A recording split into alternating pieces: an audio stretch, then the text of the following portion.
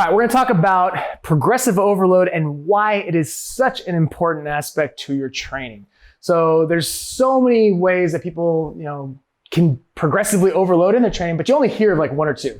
But what are some of the ways that you can think of? Well, so before I will, but progressive overload, a lot of people, it's a lot of syllables or whatever. So, and then it's like mind numbing immediately upon right? People are like, I'm over this already.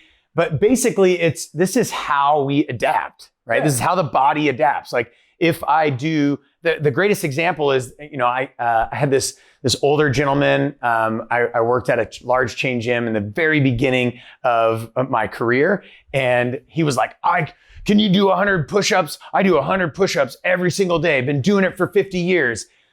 And while that is pretty phenomenal, I know that he hit the ceiling the first week or two that he was able to do those 100, and then he's not progressed since then. Now, progressively overloading would be he went from 100 to 110 and so on and so forth. So reps is a way of doing it, right? Or we could do sets, right? We could add more sets.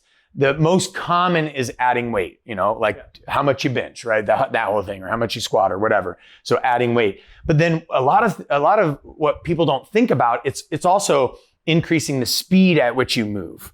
Or wouldn't that just increase? That would also increase the reps typically because you're doing more of them, or you're going faster through. Or you'll be more explosive in the explosive work that you're doing. So that'll also probably help increase the power output, which will increase the weight. And there's all of these different things. Increasing time under tension. So just total time under the bar, or total time under the kettlebells, or total time working the rope, right?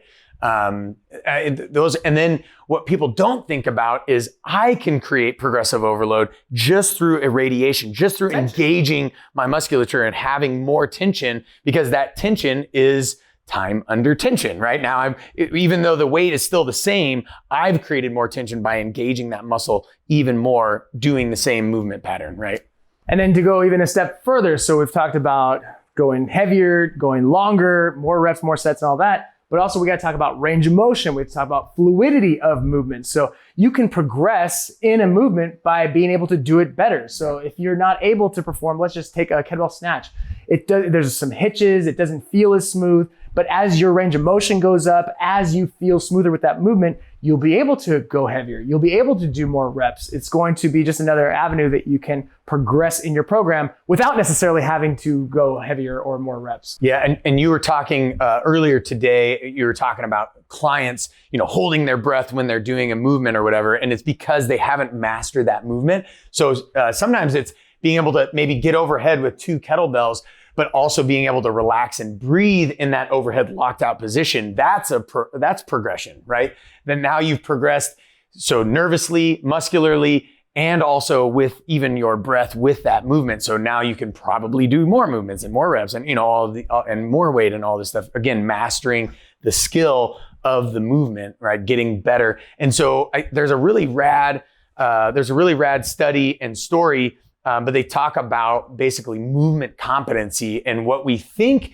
is movement competency is basically being able to do the same sequence and timing with the same nerves every single time, but that's not really how it works. It actually opens up the spectrum of that movement. So now our body can autonomically choose different sequencing and different timing to be able to be more fluid with that movement. And that's progress too. And that's what you're talking about, right? Yeah. You got a hitch here, a hitch there. And then once it smooths out, hey, that's progressive overload, right? Yeah, everything starts to communicate a little better. You start to get those motor units moving a little bit faster so you can move more competently through that movement.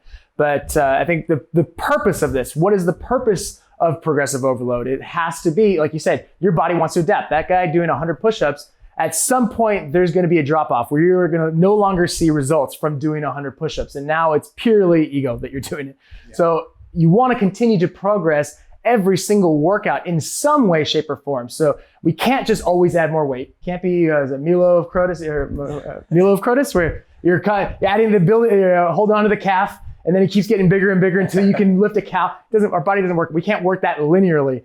So we want to progress in some way, shape, or form every workout if we want to see results, because our bodies like where we are. It takes effort to adapt as being stronger or more powerful or more muscular. The path of least resistance is the path out of strength, is the path out of speed, is the path out of endurance. So we have to choose friction, or we have to choose resistance, or we have to choose progressive overload so that we can either get stronger or faster, more explosive, or build endurance and build aerobic capacity, right? So this is why it's so important that you track your workouts, because you want to be able to progress with these workouts. If you're not tracking, what the hell you don't even know what you're doing. You're just doing the same thing. You see that person in the gym. We've all seen that person.